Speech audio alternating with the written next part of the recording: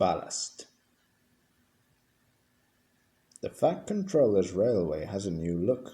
From end to end, they're clearing all ballast from the track and packing the sleepers with fresh stones. The gangers are pleased.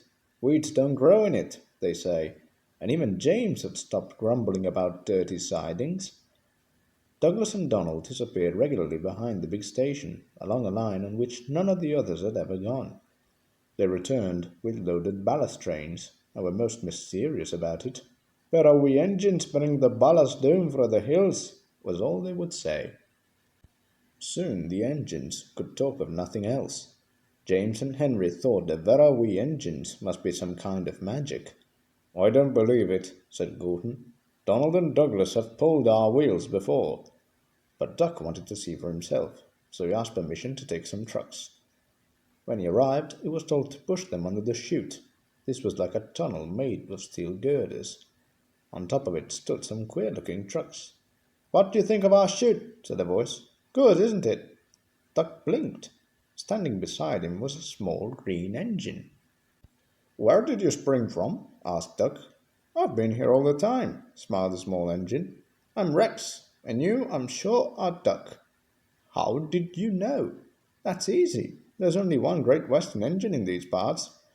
There was a sudden rattling and roaring. Duck's whole train shuddered. "What was that?" he asked, startled. "That was our chute. The bottom of those wagons slide out, and the stones fall through the chute into your trucks.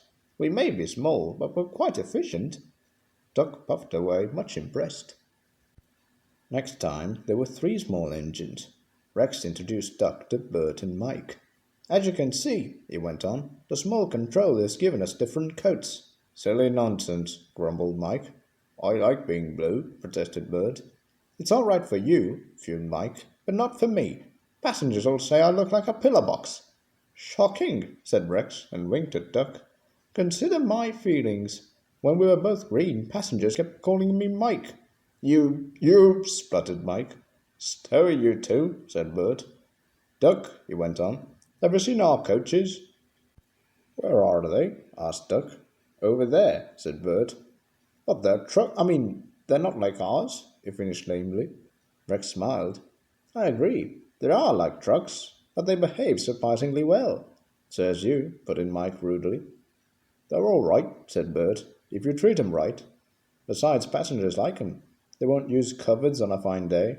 It's the scenery, trees, mountains and such. Can't understand it myself, but then passengers are queer." "You're right there," said Mike. "Give me goods trains every time." "Do you like trucks?" Duck was surprised. "Not all of them," smiled Mike, "but our big ballast hoppers are different. They run on bogies as sweetly as any coach. We take them to the old mines, fill them up, and run them down here to the chute. The men pull some levers, and the whole lot's unloaded before you can say small controller. No trouble at all." "How about odd axle boxes?" put in Rex. "We soon cured that nonsense." "You mean the small controller did?" "Same thing," grinned Mike.